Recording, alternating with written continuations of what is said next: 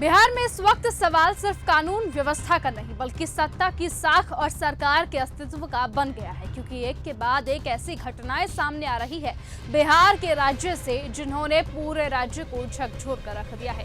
कहीं नीट की छात्रा की संदिग्ध मौत, जिस पर परिजन पूरी तरह से दुष्कर्म और हत्या का आरोप लगा रहे हैं, तो कहीं दरभंगा में नाबालिग बच्चे के साथ दुष्कर्म के बाद हत्या, पूर्णिया और जहानाबाद में गोलीकांड, और इन सभी के बीच विपक्ष की आवाज बनकर सामने आए सांसद पप्पू यादव की आधी रात को गिरफ्तारी। सवाल उठा रहा है कि क्या बिहार अपराधियों के हवाले कर दिया गया है। विधानसभा का बजट सत्र इस वक्त चल रहा है, लेकिन सरकार चर्चा से बचती हुई नजर आती है। खुद मुख्यमंत्री नीतीश कुमार सदन में इन गंभीर मुद्दों पर चुप है और यही चुप्पी अब विपक्ष को हमलावर बना रही है।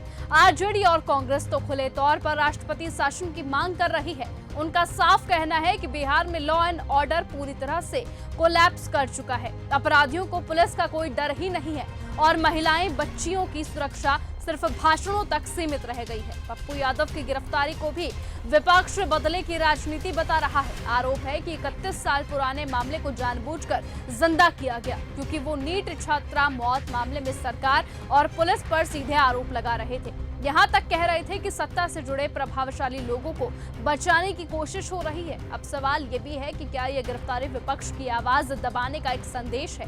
राष्ट्रपति शासन की मांग साफ साफ आरजेडी के नेता तेजस्वी यादव कर रहे हैं। तेजस्वी यादव का साफ कहना है कि राज्य में कानून व्यवस्था पूरी तरह से फेल हो चुकी है और नीतीश कुमार सरकार हालात संभालने में नाकाम है। तेजस्वी यादव की इस मांग को कांग्रेस पार्टी का समर्थन भी मिल रहा है और विपक्ष लगातार सदन के अंदर और बाहर प्रदर्शन कर रहे हैं। कह रहे हैं कि क्या जो बोलेगा उसकी फाइल खोल दी जाएगी। इन्हीं सवालों के बीच बिहार में राष्ट्रपति शासन की चर्चा तेज हो चुकी है और राजनीतिक गलियारों में ये कहा जाने लगा है कि हालात ऐसे ही रहे तो नीतीश कुमार की कुर्सी खतरे में पड़ सकती है। वहीं बीजेपी की टेंशन भी बढ़ती हुई दिख रही है। काफी दुखद है और देखिए कि लगातार इतने दिनों के बाद भी नीट छात्रा कांड में कोई खुलासा नहीं हुआ और पुलिस प्रशासन की तरफ से लगातार इस केस की लिपापोती की जा रही है। और कल जो पप्पू यादव जी की गिरफ्तारी हुई, जिस प्रकार से उन्होंने दिल्ली में संडे के दिन आंदोलन रखने का काम किया था, इस बिहार की जो बेटी थी उसका मुद्दा को राष्ट्रीय मुद्दा बनाने का ये प्रयास था, जिससे डर के सरकार ने उन्हें गिरफ्तार किया है। ये तानाशाह जो सरकार है, लगातार सदन में भी विधायकों को ये धमकी दी जा रही है कि अगर आप सरकार के खिलाफ अपनी आवाज़ बुलंद करेंगे तो आपका भी फाइल खोल दिया जाएगा, आप पे कार्रवाई की जाएगी, आपकी आवाज़ को दबाने का प्रयास किया जाएगा।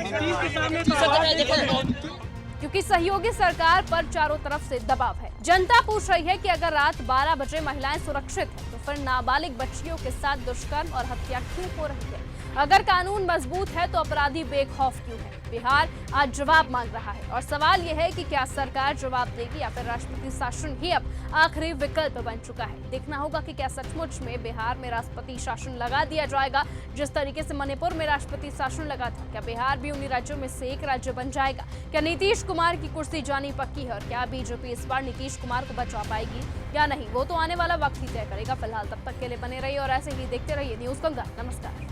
अगर आपको यह हमारा वीडियो पसंद आया हो तो इसे लाइक और शेयर करना बिल्कुल ना भूलें। साथ ही हमारे चैनल न्यूज गंगा को सब्सक्राइब और फॉलो जरूर करें ताकि देश और दुनिया की हर बड़ी खबर आप तक सबसे पहले पहुंचे।